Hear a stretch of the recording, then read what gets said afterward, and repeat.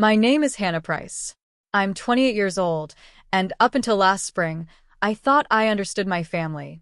We weren't perfect, no family is, but I believed loyalty meant something. I believed love covered flaws. I believed respect was a given, at least for those who had earned it. I was wrong. The story really begins with my brother, Caleb.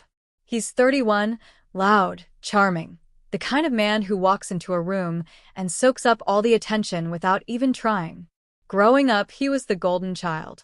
Teachers adored him, coaches praised him, and my parents, especially my mom, saw no fault in him. Meanwhile, I was the quieter one, the studious daughter, the planner, the helper. I thought if I worked hard enough, I'd be noticed too. But in our house, Caleb was the sun, and I was just the shadow he cast. Still, I loved him. I stood by him through failed jobs, through reckless choices, through heartbreak after heartbreak. When he met Marissa, the woman who would become his wife, I hoped maybe things would settle, that maybe stability would finally find him. She was sophisticated, from a well-off family, and Caleb seemed determined to prove himself. Their wedding became the event of the year in our town, a lavish affair with over 200 guests, the kind of spectacle that eats months of planning and mountains of money. But there was one guest whose presence meant more than anyone else's: our grandfather, Richard Price. To most people, he's Richard the Billionaire. His name is in magazines, on plaques in museums, on the list of top philanthropists in the country. He built an empire in finance decades ago, and while age has slowed him, he's 83 now, his mind is still sharp, and his heart, at least toward us, has always been generous. He never lorded his money over us. Instead, he used it to create memories, summer trips to his lake house, Christmas presents wrapped in shiny paper, scholarships for our cousins' schools. For me, he was the one adult who truly saw me, not just Caleb's sister but Hannah, the girl who loved books and sketching, the one who listened more than she spoke. When Caleb announced his wedding, Grandpa insisted he wouldn't miss it. He arranged his own travel, booked his flights, and after 5 grueling hours in the air, he arrived at the venue, a sprawling vineyard estate just outside the city.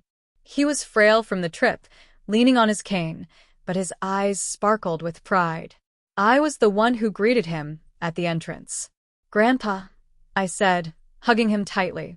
He smelled faintly of cedar and cologne, the scent that always reminded me of his study. "Hannah, sweetheart," he smiled. I wouldn't miss Caleb's big day for the world. My chest warmed. Whatever else happened that day, at least Grandpa was here. But as I guided him inside, I noticed something that made my stomach twist. At the far end of the reception hall, near the service doors, there was a small table, 2 chairs pushed awkwardly against the wall, dangerously close to the bins where servers dumped empty bottles and plates. And on that table was a name card: Richard Price. I froze. It had to be a mistake. There was no way my grandfather, who had flown across the country, who was one of the most important guests there, was being sat next to the trash. I grabbed the card, my pulse racing, and marched toward the seating chart display at the front. His name wasn't listed among the family tables, not near the bride and groom, not even close to the extended relatives. No. They had shoved him in a corner, like an afterthought. My mother appeared then, dressed elegantly in emerald silk, her blonde hair pinned perfectly. She spotted me holding the card and frowned. "What are you doing with that?" she asked. I stared at her. "Mom, this has to be a mistake. You put Grandpa by the trash bins." Her expression didn't change. "It's not a mistake. He'll be fine there." "Fine." My voice cracked. "He's Caleb's grandfather. He flew 5 hours to be here. He deserves a place of honor, not this." I waved the card in disbelief. Her lips tightened. "Don't start, Hannah. You know how these things go. The seating chart is about appearances. The important guests, the bride's family, Caleb's colleagues, they need to be at the front. Your grandfather, well, he doesn't mix as easily anymore." I couldn't believe what I was hearing. Appearances? He's the reason half of this is even possible. Do you think Marissa's family would care about this vineyard if Grandpa hadn't invested in it years ago? Her eyes narrowed.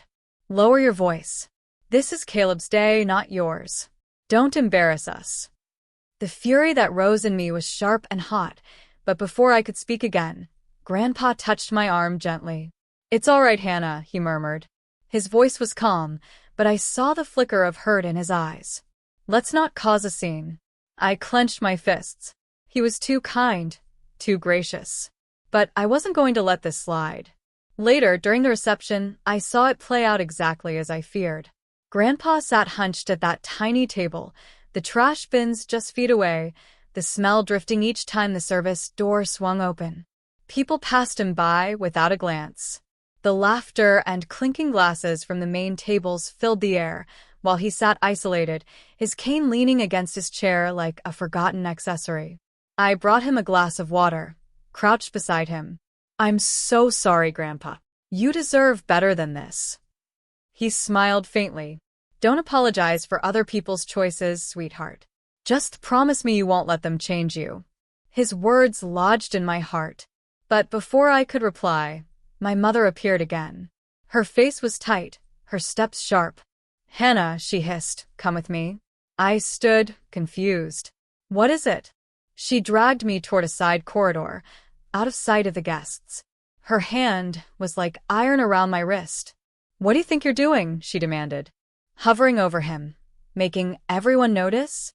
"You're drawing attention to a seat assignment like it's the end of the world." "Because it is wrong," I snapped. "He deserves respect. He deserves better than being hidden by the trash." Her eyes blazed. "Don't you dare lecture me. I organized this wedding, not you. If you can't behave, then maybe you shouldn't be here at all." And then, before I could even process it, she slapped me. The sting exploded across my cheek, shocking me into silence. My breath caught, my hand flying up instinctively to cover the burning skin. I stared at her, stunned. You hit me?" Her voice was icy. "You need to learn your place, Hannah." For a moment, the world tilted. The laughter from the reception hall felt miles away, muffled by the roar of blood in my ears.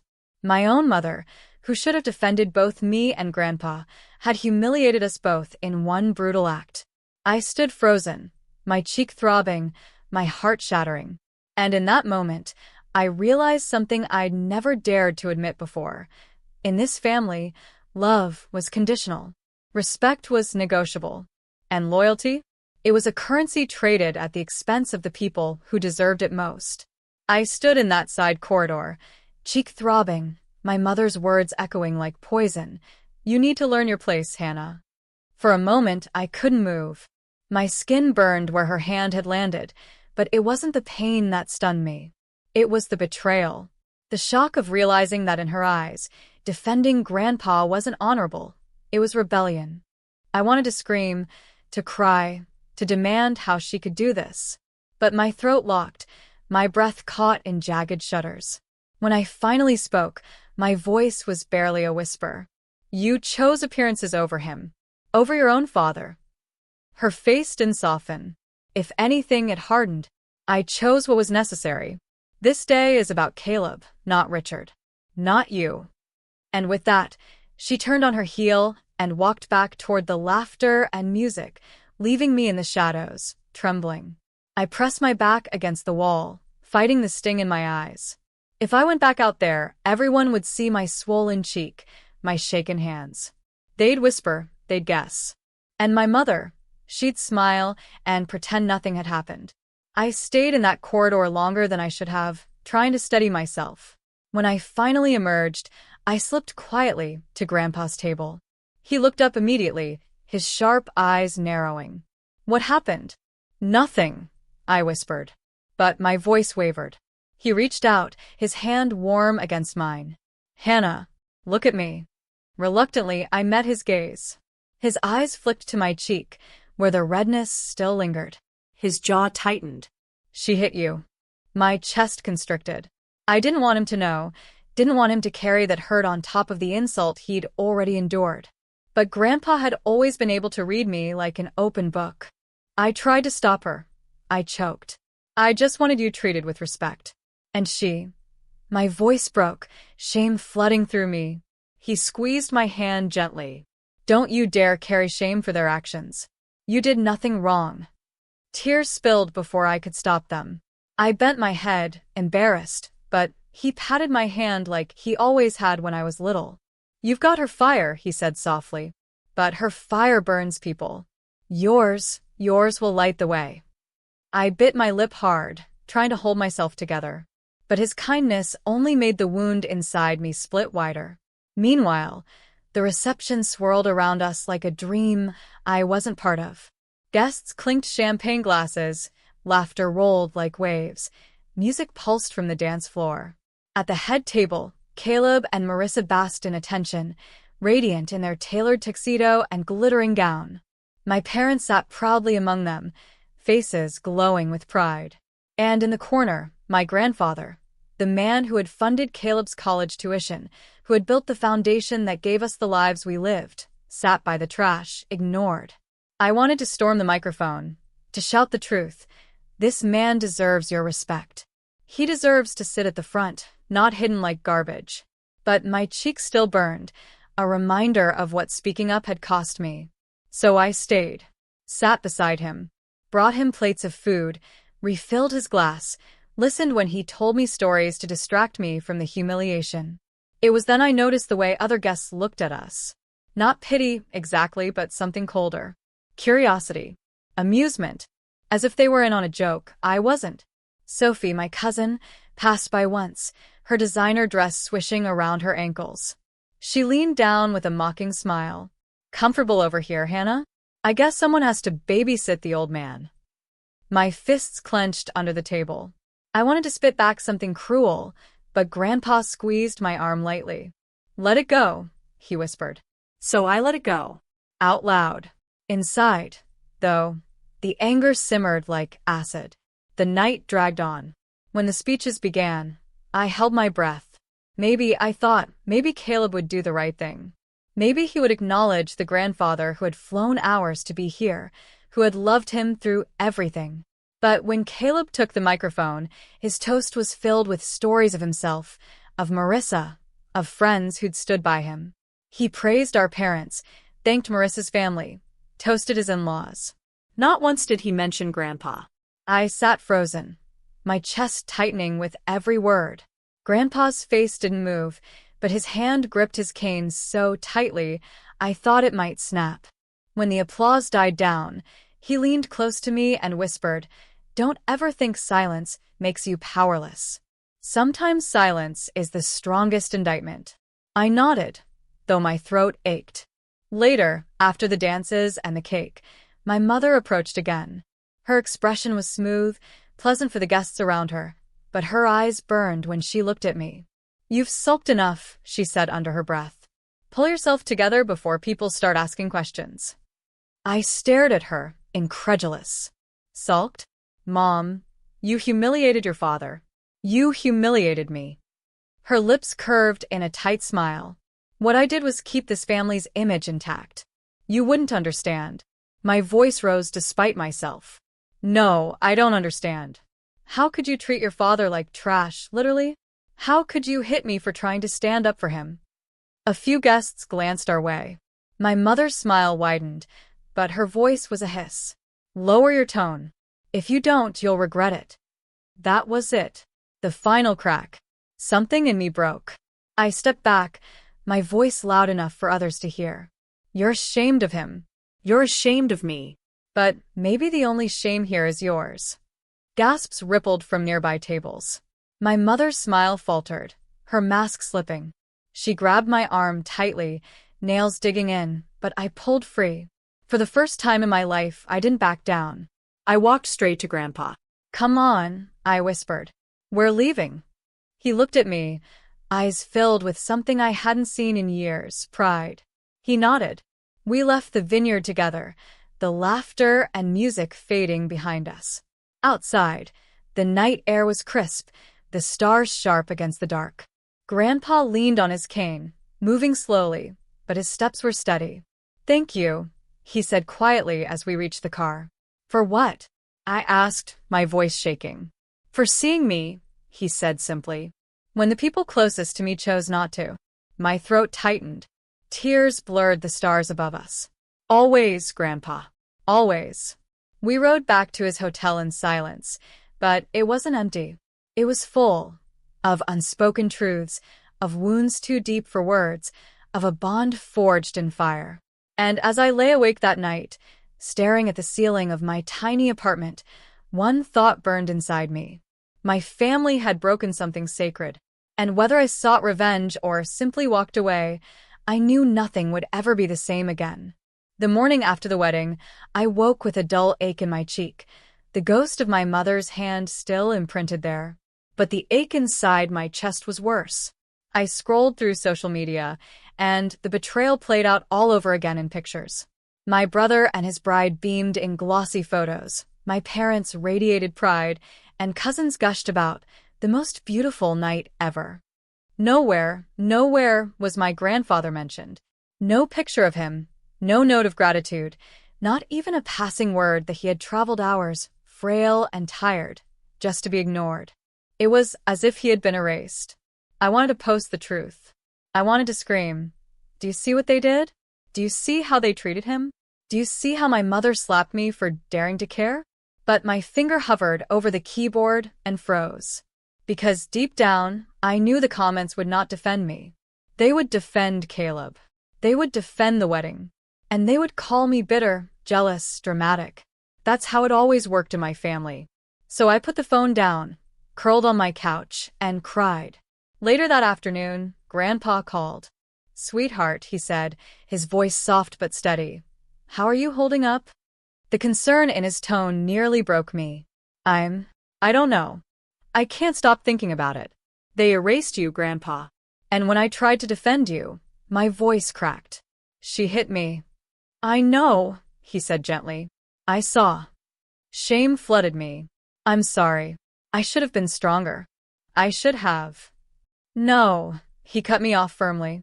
"You were strong. You spoke when no one else dared. That takes more courage than anything." I pressed the phone to my ear, tears streaming. But it didn't change anything.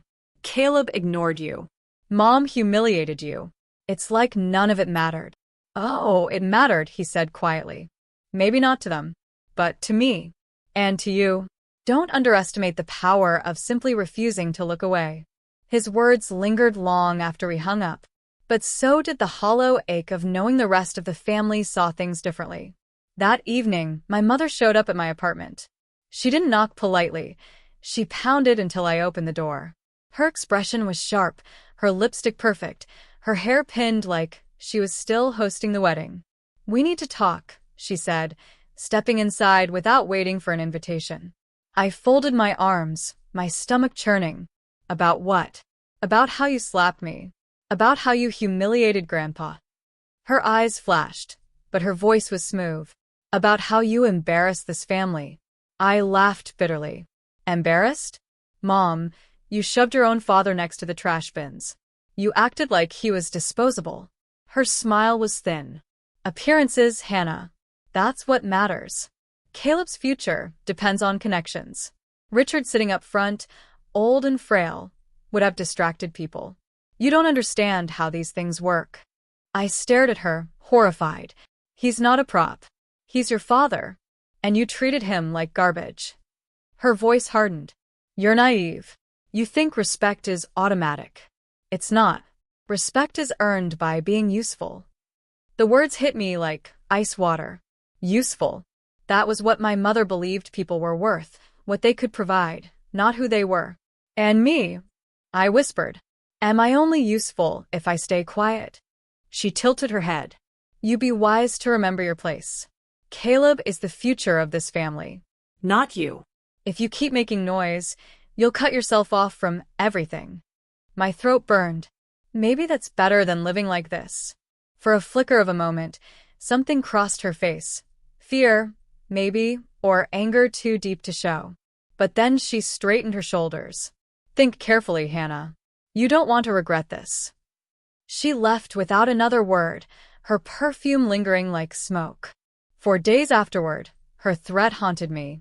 I avoided family calls, ignored messages from cousins, and buried myself in work. But whispers found me anyway. A coworker leaned over my desk one morning, lowering her voice. "I heard about the wedding. People are saying you caused a scene.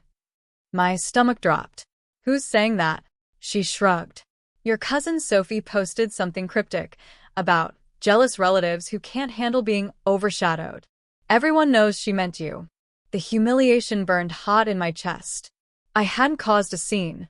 I had tried to protect dignity. And yet the narrative was already twisted, the family spinning their story like they always did, painting me as the problem. That night, I lay awake replaying everything: Grandpa hunched by the trash, my mother's slap, my brother's silence. The injustice festered until it became something sharper. Maybe I couldn't change them, but I could refuse to let them write the story unchallenged. The first step was talking to Caleb. I called him late one evening, after rehearsing what I'd say a dozen times. When he finally answered, his voice was groggy but annoyed. What, Hannah? I swallowed hard. I need to ask you something. Why didn't you honor Grandpa? He flew across the country for you, and you didn't even mention him in your speech. Silence stretched. Then he sighed. Because Mom said not to. My chest tightened. Not to? Why? She said it would make things awkward. That people would focus on him instead of me and Marissa. Look, Hannah, this wedding wasn't about Grandpa. It was about us. I wanted to scream. Do you hear yourself? You put strangers and appearances above the man who gave you everything. How can you live with that? His voice sharpened. Don't guilt me. I don't need this right now. You've already stirred enough drama. Just drop it, okay? No, I said firmly. I won't drop it. Not this time. He hung up without another word. I stared at my phone, shaking, realizing just how deep the rot ran. A week later, I met Grandpa for lunch at a quiet cafe. He looked tired, older somehow, but when he saw me, his smile softened. I've been thinking, he said once we Saturday, about what happened. Me too, I admitted. It keeps eating at me. They don't see what they did was wrong. They'll never admit it. He stirred his tea slowly. That's true. Some people never will. But that doesn't mean you stop speaking the truth. I studied him. So, what do we do? His eyes twinkled faintly. That depends. Do you want to survive, or do you want to fight back? The question startled me. Grandpa had always been gentle, measured. But there was steel under his calm words, the kind I'd only seen glimpses of. Fight back. I echoed. He nodded. I'm not powerless, Hannah. Neither are you. They've forgotten that respect is not theirs to decide. Perhaps it's time to remind them. A shiver ran through me. Was this the start of something more? Something beyond endurance? Something closer to justice? I didn't answer right away. But for the first time, I considered it. Maybe silence wasn't enough. Maybe we needed to show them that dignity couldn't be erased. Not mine, not his. And maybe revenge wasn't such a dirty word after all. When Grandpa asked me if I wanted to survive or fight back, the question didn't leave me. It rolled around in my head every night as I lay awake, the sting of my mother's slap replaying in my mind, the image of Grandpa's hunched shoulders by the trash burning in my chest. I had spent my whole life surviving my family's favoritism, their silences, their subtle cuts. But surviving hadn't saved me. It hadn't saved Grandpa either. Maybe fighting back was the only way left. At lunch that day, I finally whispered, I want to fight. Grandpa's eyes lit, a spark of pride I hadn't seen in years. Good, he said. Then we'll do it together. His plan didn't unfold like some dramatic movie plot. There were no sudden confrontations or shouted threats. Grandpa was too smart for that. He believed revenge was best served slow, meticulous, and undeniable. You don't burn the whole house down, he explained one evening as we sat in his study. You let the rot eat through the beams until it collapses on its own. I leaned forward. So, what do we do? He tapped his cane against the floor, thoughtful. They thrive on image, Hannah.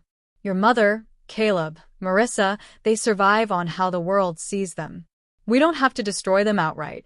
We just have to show the world what they truly are. Once that happens, their own greed and arrogance will finish the job. It made sense. My mother's obsession with appearances had fueled everything: the seating chart, the slap, the silencing. Caleb's career hinged on looking like a golden boy. If that image cracked, even slightly, it would all come undone. But how could we show the world without looking vindictive? Grandpa smiled faintly. Leave that to me. The first step came quietly. Grandpa had long donated to charities, hospitals, scholarships. But now, instead of funneling his gifts through family events or in Caleb's name, he started directing them in mine. A scholarship fund called the Eleanor Foundation after my grandmother. An endowment to a university library. Grants for young women in business, all signed with Richard and Hannah Price. The press picked it up almost immediately. Headlines praised the initiative, calling it a refreshing shift in the Price family legacy. My phone buzzed with notifications from friends congratulating me, though I hadn't even known the scope of what he'd planned. When Caleb called, his voice was sharp. What is this about you and Grandpa? Why wasn't I included? Because you weren't there, I said simply. Because you didn't care. He cursed under his breath. You're trying to steal the spotlight. Mom was right. You're jealous. I almost laughed. Jealous of what? Being her punching bag? Being your afterthought? No, Caleb. I'm just done staying silent. He hung up, but his rage was proof the plan was working. The next strike came from Grandpa himself. He penned an op-ed in a major paper, not directly about the wedding, but about how we treat our elders and what it says about our character. In it, he wrote about flying across the country to celebrate family, only to be seated where the garbage was taken out. He never named names, but the imagery was vivid. Readers connected the dots easily. Social media exploded with outrage. Who would treat their grandfather like that? Money can't buy class. The whispers that had painted me dramatic began to shift. For the first time, people weren't just looking at me, they were looking at them. My mother showed up again, her face pale with fury. She slammed the newspaper down on my kitchen counter. Did you encourage him to do this? She demanded. I met her eyes steadily. I didn't have to encourage him. He told the truth. Her lips thinned. Do you have any idea what you've done? People are talking. Caleb's investors are asking questions. Marissa's family is furious. You're jeopardizing everything. I laughed bitterly. Everything? Or just your image? Her hand twitched like she wanted to strike me again, but she stopped herself. Maybe because now people were watching. You've made an enemy of me, Hannah, she whispered coldly. I stared at her, my cheek burning with memory. You already did that the moment you slapped me. Even as the fallout rippled, Grandpa's health began to falter. He was old, the stress heavy on his frame. One evening, I found him in his study, breathing heavily, his cane shaking in his hand. Grandpa, maybe we should slow down. No, he said, cutting me off. We finished this. I don't know how much time I have left, but I won't leave you surrounded by wolves. My throat tightened. You don't have to protect me. Yes, I do. His voice was fierce despite his weakness. Because you're the only one who still remembers what this family was supposed to mean. Tears burned my eyes, but I nodded. The final blow came at a charity gala 2 months later. My mother had orchestrated the event to celebrate Caleb's business ventures, inviting half the city's elite. The ballroom glittered with chandeliers, champagne flowed, cameras flashed. But when Grandpa arrived, with me on his arm, everything shifted. He wore his finest suit, his cane tapping the marble floor with dignity. Conversations hushed as he entered, reporters snapping photos. And when he was handed the microphone to give a speech, he didn't waste the chance. I came tonight, he began, his voice steady, because I wanted to remind everyone what family means. It doesn't mean seating your elders by the trash. It doesn't mean silencing those who speak up. It doesn't mean slapping your own daughter for daring to care. A collective gasp swept the room. My mother's face drained of color. Caleb stiffened at the head table, Marissa's hand frozen on his arm. Grandpa continued, his voice like iron.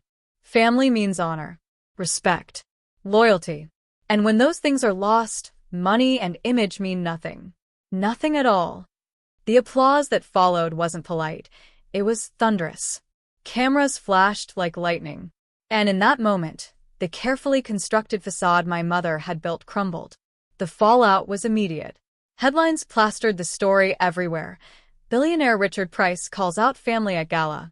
Video clips spread online, racking up millions of views.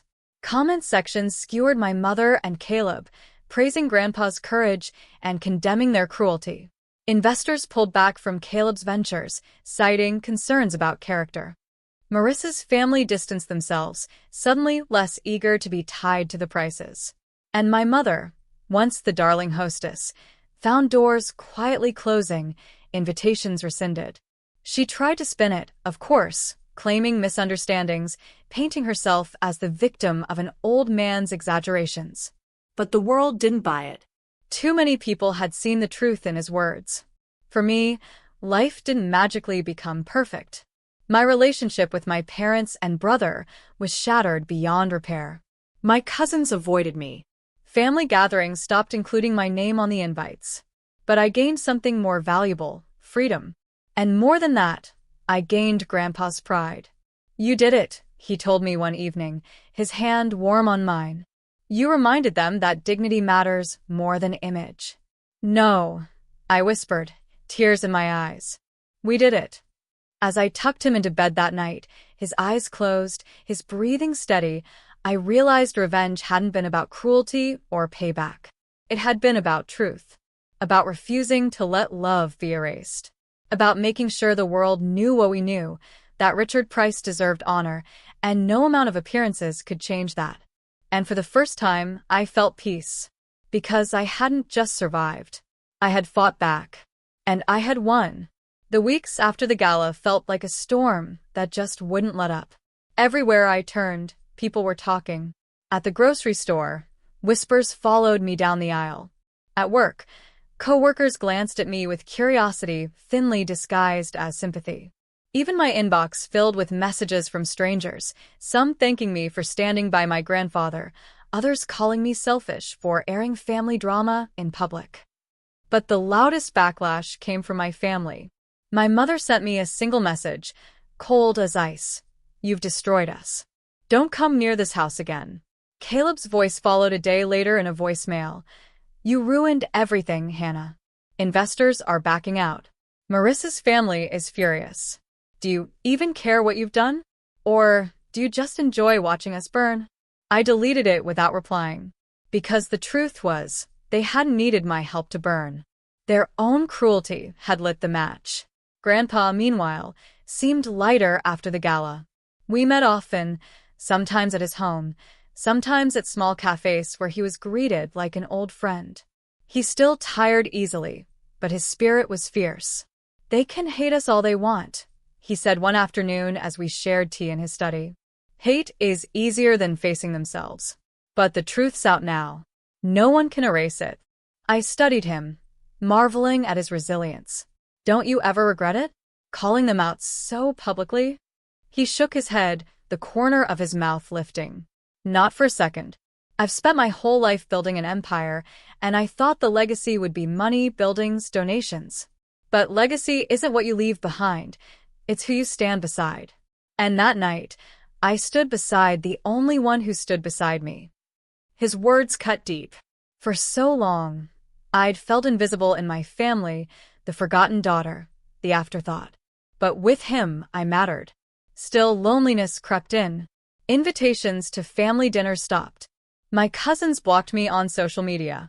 Even distant relatives sent clipped messages warning me I'd gone too far. I told Grandpa once, tears in my eyes, "I feel like I don't have a family anymore." He reached for my hand, his grip surprisingly strong. "Then maybe it's time to redefine family. Blood doesn't guarantee love. Love does. And you've given me more loyalty than all of them combined." I swallowed hard, squeezing his hand. "I'm just scared sometimes. What if I'm wrong? What if I ruin things beyond repair?" He leaned back, studying me. "You didn't ruin anything, Hannah. You revealed it. There's a difference." One night, unable to sleep, I wandered through my apartment, replaying every wound. My mother's slap, Caleb's indifference, Sophie's mocking words. The way I'd been painted as jealous, bitter, dramatic. But then I remembered Grandpa at that table by the trash, his dignity stripped away, and I knew I wasn't wrong. They had betrayed him. They had betrayed me. All I had done was refuse to stay silent. A month later, Grandpa called me to his estate. When I arrived, he was sitting at his desk, papers spread before him. He looked tired, pale, but his eyes gleamed with purpose. "I've been making arrangements," he said quietly. I frowned. "Arrangements?" He nodded. "You know I'm not a young man anymore. My time is limited, and I don't intend to waste what's left pretending this family hasn't rotted. So I've been reworking my will." The air seemed to vanish from the room. "Grandpa, you don't have to." "Yes, I do." His tone was firm. "Hannah, you're the only one who's stood by me, who's treated me with love and respect. The rest see me as a wallet. You saw me as a man. And that matters more than money ever will. That's why I want you to carry the legacy forward." I shook my head, overwhelmed. "They'll hate me even more if you do that." "They already hate you," he said simply. "At least let their hate serve a purpose." I covered my face with my hands, tears spilling. "I don't want your money, Grandpa. I just want you." He reached across the desk, his hand warm against mine. "I'm not leaving you a fortune, Hannah. I'm leaving you a weapon. What you do with it will be up to you. Protect it. Use it wisely. And never let them take your voice again." For the first time, I saw the outlines of a future I hadn't dared imagine. One where I wasn't the family's shadow, but its mirror. One where I could show the world who they really were. But that future scared me, too. Because I knew what my mother and Caleb were capable of when their pride was wounded. The storm wasn't over. It was only beginning. The next family clash came sooner than expected. My cousin Sophie invited me to clear the air at a small dinner. Against my better judgment, I went, hoping maybe someone was willing to bridge the divide. But when I arrived, I realized too late it was a trap. My mother, Caleb, and two of my uncles were there, their faces cold. My mother didn't waste time. "We know what Richard is planning.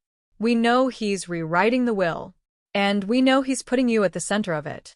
My chest tightened. "That's his decision, not mine." Caleb leaned forward, his voice sharp. "Do you really think you deserve it? You? The girl who ruined our wedding, humiliated Mom, and turned Grandpa against us." I swallowed hard, keeping my voice steady. "I didn't turn him against you. You did that yourselves." My mother's eyes narrowed. "If you don't step aside, if you don't convince him to reverse this, you'll regret it." I felt the old fear rise, the part of me that had always cowered before their wrath. But then I remembered Grandpa's words. "You didn't ruin anything. You revealed it." So I met their eyes, my voice steady. "I won't betray him. Not for you. Not for anyone." Their faces hardened. Caleb shoved back his chair, storming out. My mother's lips curled into a sneer. "You've made your choice. Don't expect us to save you when it all comes crashing down." I walked out of that room shaking, but I didn't regret it. For once, I had chosen loyalty to the one person who deserved it. When I told Grandpa what happened, he sighed heavily. "They'll come for you harder now. But you're stronger than you know." I wanted to believe him. But deep down, I feared the war was only beginning. Because betrayal had already cost me my family. And now, it was about to test how much further I was willing to go. By the time February came around, I could feel the pressure tightening like a noose. My mother and Caleb didn't just ignore me anymore, they mobilized.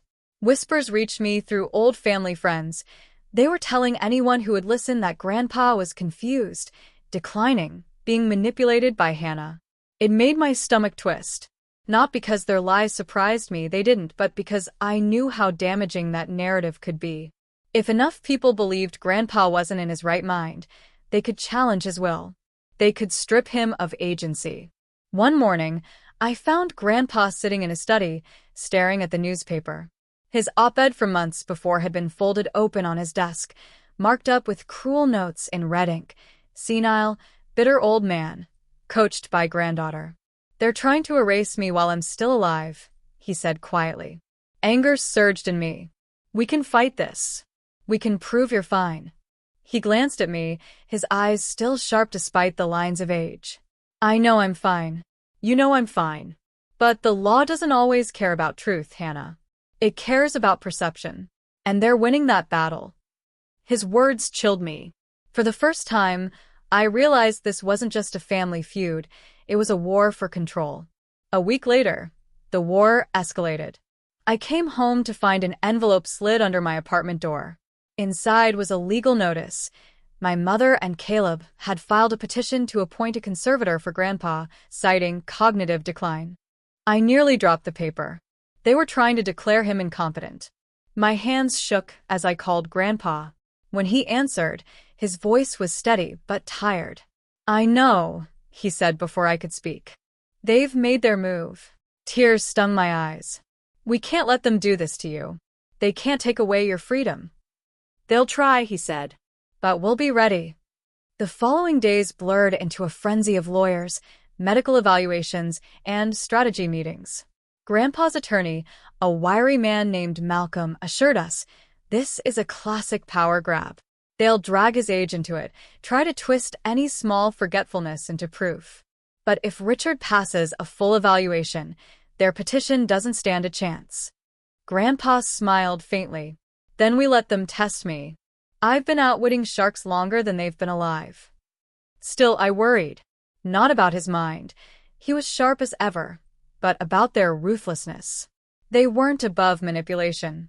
I feared what they might do if the evaluation didn't go their way. The day of the medical exam, I sat outside the office, my stomach knotted. Grandpa walked in with his cane, dressed in a crisp suit, dignity radiating from him. When he emerged an hour later, he was grinning. Passed with flying colors, he said, lifting the report like a trophy. Relief flooded me, but it was short-lived. Caleb was waiting in the parking lot, leaning against his car with arms crossed. Well, he sneered. Dragging him through hoops just to keep your hands on his wallet? My fists clenched. This was your doing, Caleb. You're trying to strip him of his freedom. Caleb's smile was cold. Freedom? He doesn't need freedom. He needs protection from you. Grandpa stepped forward, his cane tapping the asphalt. The only thing I need protection from is my own son and grandson, he said sharply. You should be ashamed. Caleb's jaw tightened, but he said nothing. He slid into his car and drove off, tires screeching. I exhaled shakily, realizing just how far they were willing to go. That night, Grandpa called me into his study again.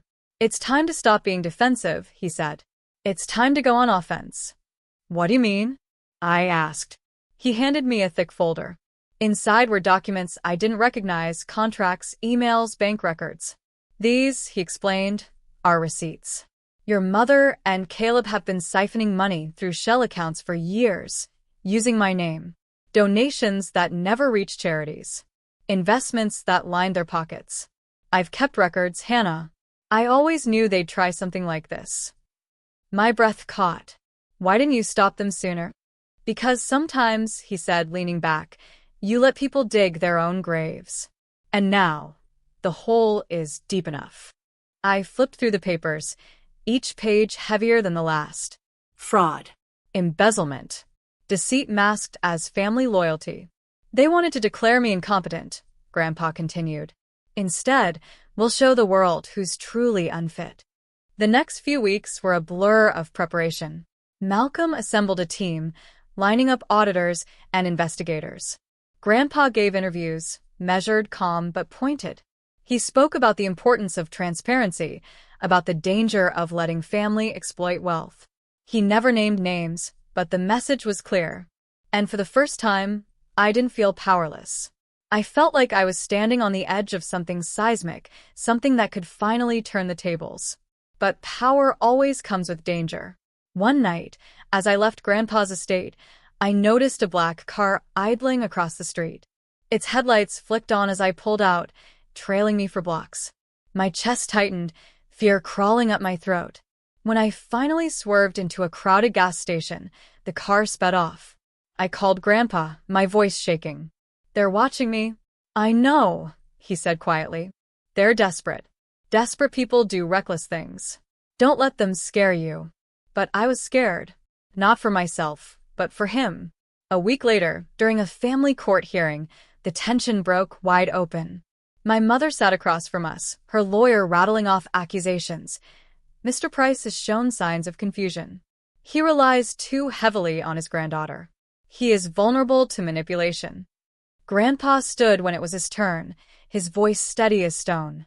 Confusion? Manipulation? Let me be clear. The only confusion here is why my own daughter and grandson think fraud and theft entitle them to power. And the only manipulation is theirs, siphoning money for years while smiling at my table. Gasps rippled through the courtroom as Malcolm submitted the documents. My mother's face drained of color, Caleb's fists tightened. The judge studied the papers, her brow furrowed. These are serious allegations. They are facts, Grandpa said firmly. For the first time, the tide turned. After the hearing, as we walked into the sunlight, Grandpa leaned on my arm. This isn't over, he murmured. But they've shown their hand. And we've shown ours. Now it's only a matter of time. I nodded, though a part of me trembled. Because I knew my family, they wouldn't stop until they were ruined, or we were. That night, sitting by his fireplace, Grandpa looked at me with weary eyes. Hannah, you need to be ready. Someday soon, all of this will fall on you. The legacy, the fight, the backlash. Are you prepared? I hesitated, my heart pounding. I don't know if I'm ready, but I'll do it anyway. A slow smile spread across his face. That's all I needed to hear. And in that moment, I realized this wasn't just about revenge anymore. It was about survival. It was about rewriting what family meant. And together, we were going to see it through, no matter how much more it cost. The court case stretched for weeks, dragging the family name through every headline imaginable. Reporters swarmed the courthouse steps, microphones shoved at us each morning. At first, I felt like I was drowning in the noise. But slowly, the tide began to shift. The evidence Grandpa had saved, meticulous records of fraud, transfers, and siphoned donations, spoke louder than any denial. Caleb raged in depositions. My mother wept crocodile tears on the stand, but the paper trail was undeniable. They hadn't just betrayed Grandpa. They had betrayed the very charities they bragged about supporting. One article put it bluntly, the Price family's rotten core exposed. For the first time, people weren't whispering about me. They were whispering about them. But even as their empire cracked, Grandpa grew weaker. I saw it in his shaking hands, in the way his cane tapped harder each step. He never admitted it, but I knew the fight was costing him. One evening, after a long day in court, I found him in his study, staring at an old photograph of my grandmother. His eyes were glassy, his shoulders slumped. "Are you all right?" I asked gently. He looked up, smiling faintly. "Just thinking about Eleanor. She would have been proud of you, you know." Tears pricked my eyes. "Do you really think so?" "I know so," he said firmly. "She always hated pretense. She would have been the first to tell you to speak the truth, no matter the cost." I sat beside him, resting my head against his shoulder. I just wish it hadn't come to this, that it hadn't torn us all apart. His hand covered mine. "Sometimes, Hannah, you have to burn bridges to see who is really willing to walk across them." The final hearing was brutal. My mother's lawyer tried one last desperate play, claiming Grandpa's will had been rewritten under duress, that I had manipulated him for my own gain. But Malcolm, calm as ever, presented the medical evaluations, the video testimony of doctors confirming Grandpa's sharpness, and finally, the stack of documents showing my mother and Caleb's theft. The judge's decision was swift. The petition for conservatorship was denied. The fraud investigation was handed to federal prosecutors. And Grandpa's right to decide his estate was reaffirmed, beyond challenge. As the gavel struck, my mother's face went white. Caleb stormed out, his tie loosened, his voice cracking as he cursed. But Grandpa just smiled at me, eyes bright with quiet victory. 2 weeks later, he called me to his side. His health had taken a sharp downturn. The fight was over, and his body was tired. I sat by his bed, holding his frail hand, tears already welling. "I don't have much time left, sweetheart," he said softly. "But I want you to know, I've put everything in order. The estate, the foundation, the legacy. It's yours now. My throat closed. Grandpa, I don't want your money. I just want you. He squeezed my hand weakly. It's not about the money. It's about the power to protect yourself. To keep them from ever hurting you again. Promise me you'll use it wisely. Tears spilled down my cheeks. I promise. He smiled, his eyes closing. Good girl. You've always been stronger than you knew. He passed that night, quietly, peacefully, with my hand still in his. The funeral was small, private, at his request. I stood by his casket, watching as strangers approached with tears and stories of how he had changed their lives, funding their education, saving their businesses, keeping their dreams alive. But my mother and Caleb stood apart, stiff and silent. They hadn't been written out of the will quietly, they had been erased publicly. The reading a week later made it final. Everything, from the estate to the foundation, was entrusted to me. The shock on their faces was almost surreal. My mother's lips trembled, her eyes brimming with hatred. Caleb slammed his fist on the table, shouting, "This isn't fair. It should have been mine." The lawyer simply replied, "It was his choice." And that was that. The backlash was swift. My mother's reputation collapsed overnight. Caleb's business partners cut ties, investors fled, Marissa's family quietly annulled their support. And me? I inherited not just wealth, but a legacy. The Eleanor Foundation became my mission. I expanded scholarships, funded shelters, poured resources into causes Grandpa had cared about. The headlines shifted, from betrayal to legacy. Hannah Price honors her grandfather's memory. But even as the world applauded, the silence at home was deafening. My parents stopped calling. My brother never forgave me. My cousins treated me like an enemy. I had won the fight, but I had lost my family. One night, months later, I returned to the vineyard, the place it had all begun. The reception hall was quiet now, the chairs stacked, the tables bare. I walked to the far corner, where the trash bins had once stood, and sat on the floor.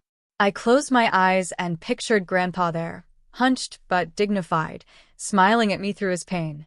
"I kept my promise," I whispered. "They'll never erase you again." The wind rustled through the vines outside, soft and steady, like his voice. And for the first time in a long time, I felt peace. Betrayal had carved me open. It had broken me in ways I didn't think I could survive. But in the end, truth and love had carried me through. I wasn't just the forgotten daughter anymore. I was Richard Price's granddaughter. And I had made sure the world would never forget him.